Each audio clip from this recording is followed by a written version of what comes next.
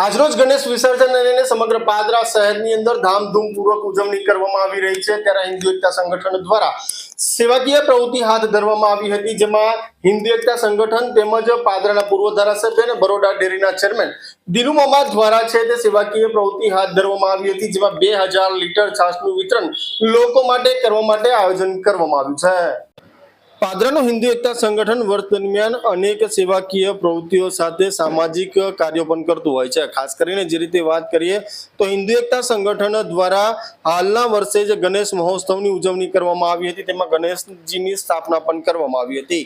ખાસ કરીને વાત કરીએ તો આજરોજ અનંત ચૌદસના દિવસે જે ગણપતિ દાદાનું વિસર્જન થઈ રહ્યું છે તે સમયે હિન્દુ એકતા સંગઠન દ્વારા સેવાકીય પ્રવૃત્તિ હાથ ધરવામાં આવી હતી।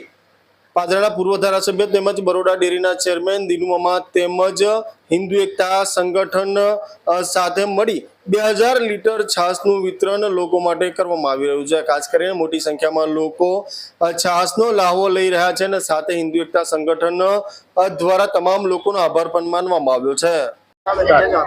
જય સિયારામ, હર હર મહાદેવ, ગણપતિ બાપા મોર્યા। આજ રોજ આનંદ ચૌદસ એટલે વિસર્જનના દિવસે આજે હજારોના સંખ્યામાં પાદરા તાલુકા અને પાદરા નગરની ભાવિક ભક્તોએ આજે ગણપતિ બાપાને વિદાય આપી રહ્યા છે અને આજ રોજ હિન્દુ એકતા સંગઠન પાદરા અને પૂર્વ ધારાસભ્ય દિનુ મામાના આયોજકમાં આજે 2000 લીટર છાશનું વિતરણ કરવામાં આવેલું છે અને તમે જોઈ શકો છો હજારો ભક્તો આજે છાશનું સેવાનો લાભ રહ્યા છે અને આ જ રીતે હિન્દુ એકતા સંગઠન અને તેના કાર્યકર્તાઓ આવીને આવી સેવા કરતા રહેશે।